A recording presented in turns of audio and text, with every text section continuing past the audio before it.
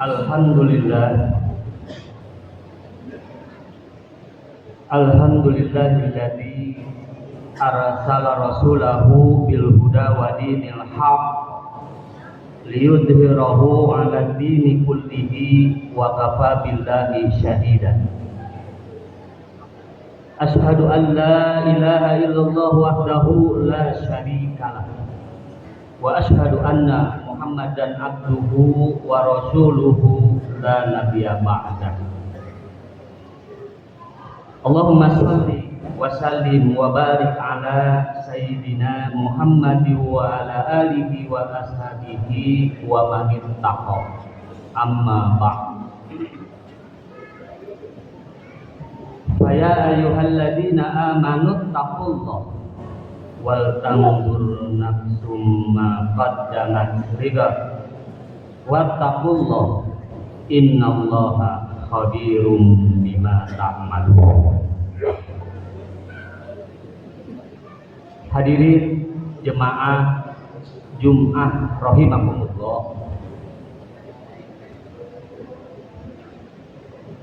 Salah satu penyebab turunnya siksa Allah karena kita kufur nikmat, tidak mau mensyukuri nikmat yang telah diberikan oleh Allah Subhanahu wa taala.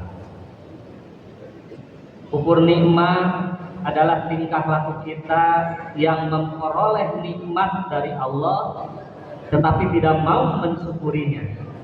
Dalam menggunakannya pun bukan untuk jalan yang mendapatkan ridho dari Allah Subhanahu wa taala, tapi digunakan pada hal-hal yang tidak pantas, bahkan digunakan dalam hal-hal yang bisa merugikan orang lain, bahkan juga merugikan dirinya sendiri.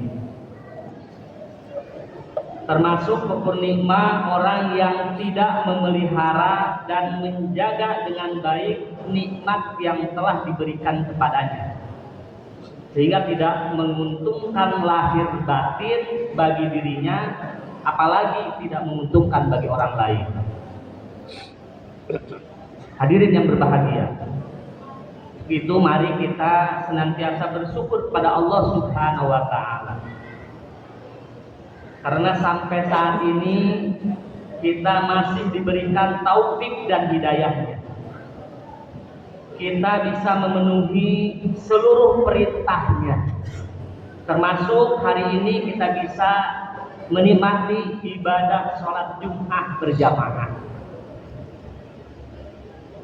Saat ini kita masih memiliki kesempatan untuk berkumpul di masjid yang penuh berkah ini, menghadap kepada Allah Subhanahu wa taala, walaupun dalam waktu yang sangat relatif singkat.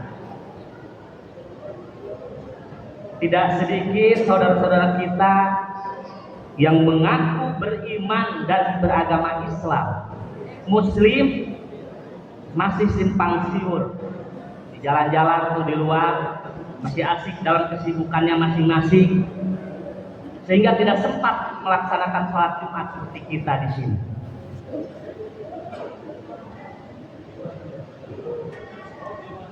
Padahal pemerintah, apalagi di Kabupaten Bogor, memberi keleluasaan kepada kita untuk melaksanakan ibadah sholat Jumat khususnya, dengan mengurangi jam kerja pada hari Jumat sekarang ini misalnya, supaya kita semua dapat memenuhi perintah Allah, menghadapkan diri kepada Allah melalui sholat Jumat dengan penuh khusyuk. Hadirin yang berbahagia,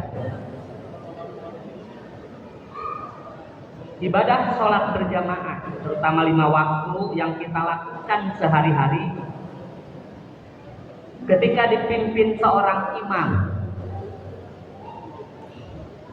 segala gerak-gerik perbuatan harus diikuti oleh kita sebagai makmum, dan itu harus serentak. Tidak boleh ada yang mendahului atau yang terbelakang. Semuanya memiliki hak yang sama di hadapan Allah Subhanahu wa taala. ruku bersama-sama, tentunya dengan niat dan tujuan yang sama, yaitu mengabdikan diri, berbakti kepada Allah yang maha suci, maha besar, maha agung. Allahu Akbar. Apabila cara-cara sholat berjamaah telah kita bisa praktekkan dalam kehidupan sehari-hari, tentunya tidak mustahil kita menjadi masyarakat yang kuat, kompak, jauh dari bahaya sentimen pribadi atau golongan. Tidak ada golongan yang menganggap dirinya paling penting atau paling istimewa. Kita akan menjadi masyarakat yang penuh dengan rasa saling menyayangi, saling asih, saling asuh, saling asah. Tidak saling memojokkan antara satu dengan yang lainnya. Hadirin yang berbahagia, perintah sholat 5 waktu merupakan ibadah nomor 1, prioritas di dalam ajaran Islam. Ibadah sholat merupakan tiangnya agama Islam. Karena tanpa ibadah sholat, Islam tidak akan berdiri. Tanpa melaksanakan sholat, kita belum bisa dianggap muslim yang benar. Hadirin yang berbahagia, keistimewaan perintah sholat yang secara langsung diterima oleh Nabi kita, Nabi besar Muhammad SAW, tidak melalui malaikat langsung kepada Nabi. Sedangkan perintah ibadah yang lainnya diturunkan melalui malaikat Jibril. Sehingga perintah sholat yang istimewa ini seharusnya kita menyadari betapa pentingnya sholat 5 waktu, dan yang membedakan kita seorang muslim dengan bukan muslim adalah melaksanakan ibadah sholat. Ibadah sholat merupakan gambaran berserah dirinya kita, seorang muslim yang ikhlas, pengakuan lahir batin terhadap keagungan Allah. Tentunya kita janji suci tetap taat patuh kepadanya.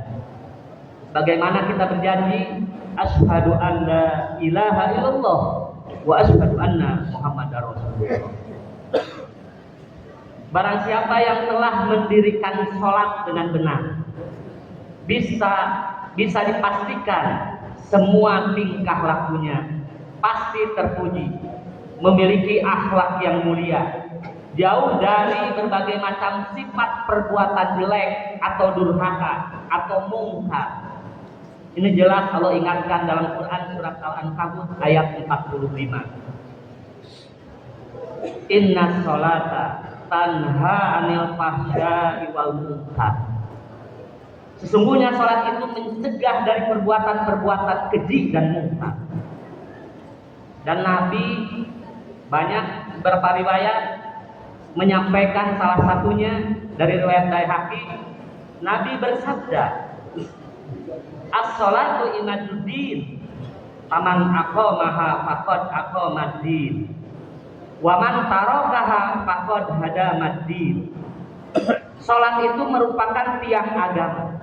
Barang siapa yang mendirikan sholat berarti telah mendirikan agamanya, dan barang siapa yang meninggalkan sholat berarti telah menghancurkan agamanya. Hadirin yang berbahagia, jelaslah bahwa sholat merupakan ukuran keimanan dan keislaman kita. Sebab apabila sholatnya dilaksanakan dengan benar, pasti qalbu dan hatinya lebih dekat kepada Allah Subhanahu wa ta'ala. Allah selamanya menyaksikan segala amal perbuatannya, sehingga semua lembar kehidupannya digunakan untuk taat terhadap segala perintah dan tuntutan Allah. Itulah yang disebut dengan ihsan. Ihsan merupakan bagian yang tidak bisa dipisahkan dari iman dan Islam. Sehingga sholat benar-benar menjadi ukuran barometer benar dan sempurnanya keimanan dan keislaman kita. Hadirin yang berbahagia, mumpung masih ada waktu, mumpung malaikat maut belum menjemput, ajal belum datang kepada kita, mari kita sama-sama mumpung masih ada kesempatan untuk banyak beramal soleh. Jauhkan amalan-amalan yang tidak soleh, bahwa itu bagian dari rasa syukur kita kepada Allah Subhanahu wa Ta'ala. Kita jaga akidah, syariah, akhlak selaku seorang muslim, yang mudah-mudahan dengan niat dan ketulusan, keikhlasan, seluruh amal ibadah kita diterima oleh Allah Subhanahu wa Ta'ala. Kita termasuk seorang muslim yang tentunya ketika dalam keadaan wafat, meninggal dunia, termasuk hamba-hamba yang husnul khotimah.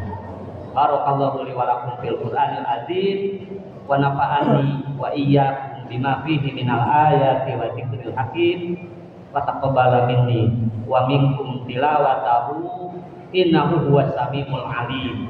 Aqulu qauli hada astaghfirullahal azim li wa lakum wa lisairil muslimina wal muslimat wal mu'minina wal mu'minat fastaghfiruhu innahu huwal ghafurur rahim.